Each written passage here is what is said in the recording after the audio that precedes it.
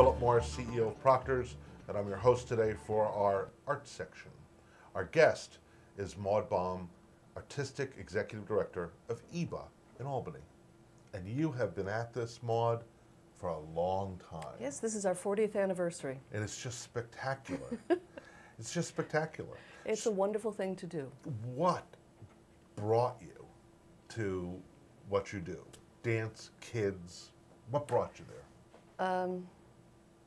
I opened my first school when I was 15 because I was bored to death. Where was that? In Rensselaer, New York, Yeah. across the river. Yeah. My parents made me a little studio in their basement, and so all the kids in the neighborhood took dance with me. I love it. That's how I started the idea of you don't teach children dances, you teach them how to dance, so that whatever they want to do, dance will be a part of their life forever. So that was my basic philosophy then, and it's still the same basic philosophy. You don't teach steps, you teach the art form.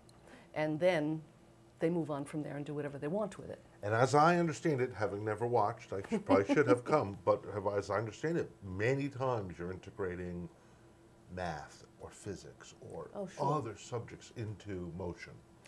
Well, our arts and education work is all curriculum-based. So it's math, science, language, social studies, cultures. It's all based on that. You can make up a dance about anything. Think about it, you can. So we make up dances about everything the kids are studying. And you know, years later they'll come back and say, you know, I remember I was Venus when we were doing the solar system, and so was Mercury right next to me, and so was Earth. It's personal. They own it. It's their stuff. It's not stuff that they're reading out of a textbook that they somehow have to integrate into themselves. It's already there for them, and they're doing it.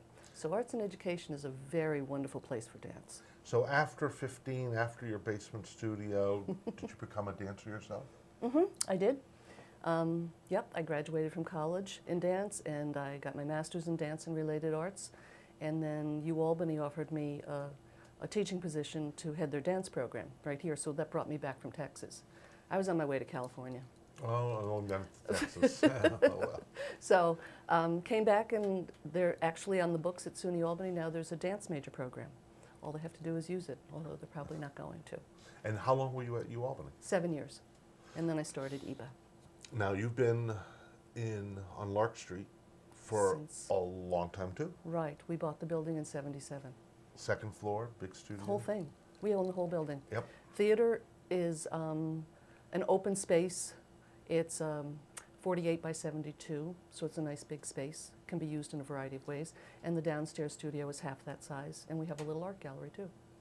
And since '77, so what's it been like? You know, all of us in the arts world, you know, it's been an interesting ride for the last 40 years, right? So what's it been like for you? Well, I think the art has continued. Where it started, it has continued, and that has held us in good stead. We integrate, when we do our performances, we integrate theater and dance and visual arts and spoken word, everything, music, everything into our work. So we're really a dance theater performance company. And I think that has held us in good stead. Initially, we were using the mainframe at RPI to create programs so we could do computer generated with live and all of that before there were any programs or anybody even had a PC, you know. So that kind of went by the wayside when you can go to the store and for $10 buy a program to do it. But we've still continued to integrate. So we might have video with, you know, live shot video with dance happening simultaneously, or we might, for example, I did a piece about Virginia Woolf, and the dancers actually speak her words while they're dancing. So it's really a nice combination of the arts. So that has held us all these years. What has changed is the audience, I think. I think the audience for the arts has diminished greatly since people had their own computers and could get movies on their own computer and all of that. I think that people don't understand that the arts are not going to be here if they don't come to the performances. So would you view, and this is interesting because I think about this all the time too, would you view the computer as actually more of a challenge to live performance than television? Or just an added one? Well, I think it's an added one. I mean, when everybody started getting nice big TVs and all of that, we saw a change there. And it took a while for people to realize that television is not live theater. You know, they're really missing something, and they got that.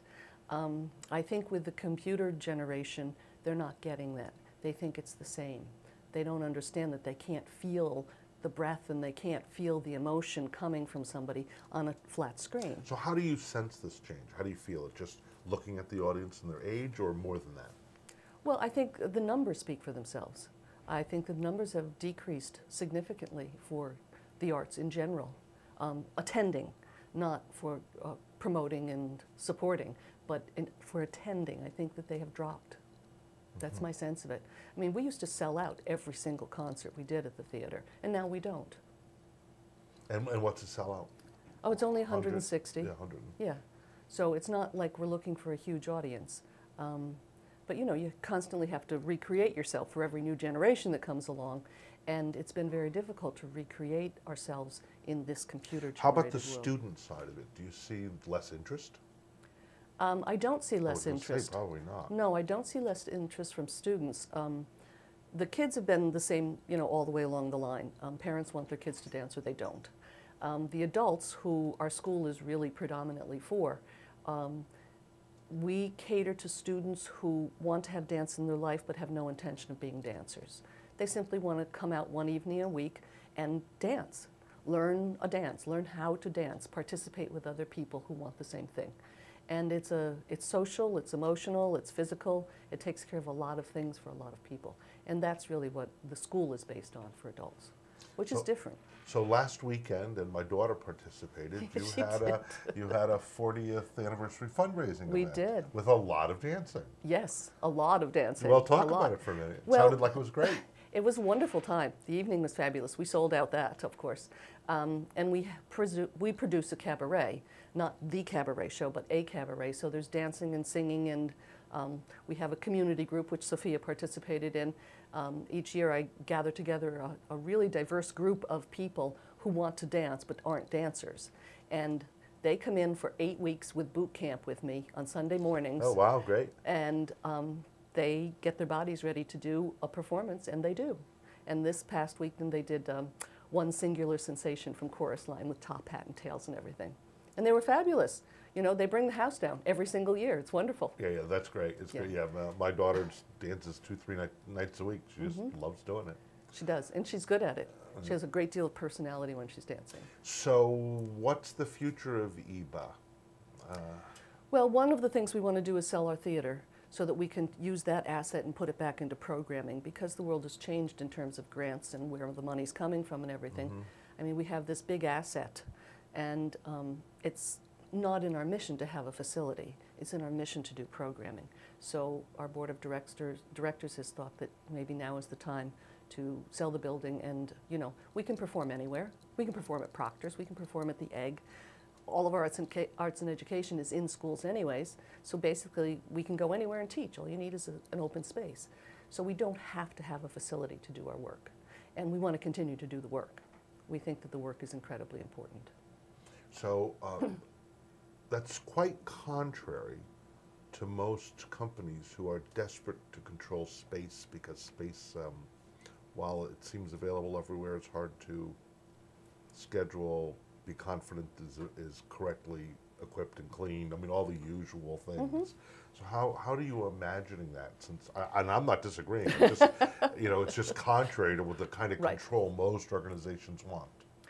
Well, that control has a high price. Yeah. A very high price. And you just have to weigh things out, what it is you're trying to accomplish.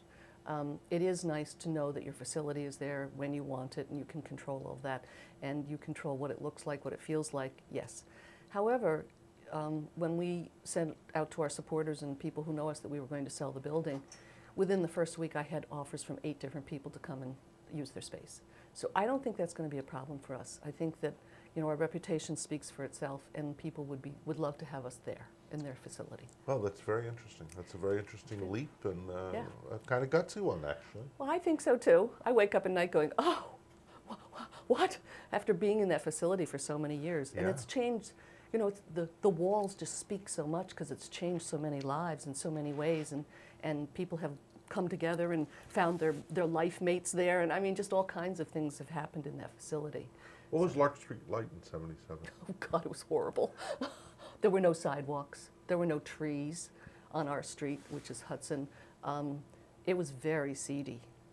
But you know, at that point in time, that's where the arts were moving to, Right. to seedy neighborhoods, and we've become the anchor of Lark Street. Oh, we still do. That's what we do. Yeah. We go where it's cheap.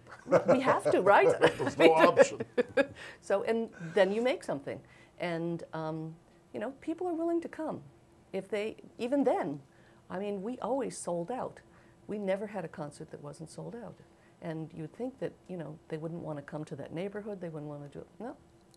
So anybody that says parking is a problem or anything else is a problem, that's just an excuse. Oh, yeah, absolutely. You know, Absolutely. You if just you got to wanna come, you eliminate the go. excuses so people don't a lot of make it's the just mistake of perception. being tripped over the excuses. Yeah.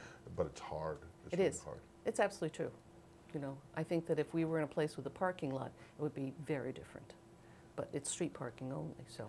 Now, when you say this, you think the audience is smaller, and I'm not going to disagree with that either, but there is more going on in the Capital Region now Much than in more. '77, right? Yeah, we were pretty much the only game in town if you wanted to do original art. That was a combination. Right, Ellen wasn't in existence, No. Sinopoly Dance Company No. wasn't in existence. There was yeah. no other dance company. And that's part of the reason that we started EBA, was because there wasn't an organization that we could be part of. You know, nobody wanted to do the kind of art that we wanted to do. So basically we had no choice but to start a group. Can you talk about your original name, Electronic Body Arts? I can. It was called, we had a long discussion about what we were going to call ourselves, because we had inventors and we had sculptors and we had dancers and we had theater people. I mean, it was just this conglomeration of people. And so we decided that because we were using computers, we would call it electronic, because electronic was the word that was used then, and body because we used our bodies, Body arts. and arts because we used all of the other arts. So that's where electronic body arts came from. But then when people started calling us to see if we fixed their computers and, and did all of that, because, you know, arts was on the end of everything, automobile arts, everything had an arts on the end of it for a while. So we decided that it really just needed to go to EBA, and that would be how people remembered us. Well, I've been in this business in the States since '77, and I've heard your name since '77. So you do great work, and thank you very much for joining us. And you do tonight. great work, too. Well, Bless thank you you. very much. That's Maude Baum, the Artistic Executive Director of EBA in Albany. Maybe not forever on Lark Street, but Maybe throughout not. the Capital Region. Maude, thank you very much. Thank you so much, Philip. Thank you. Appreciate it.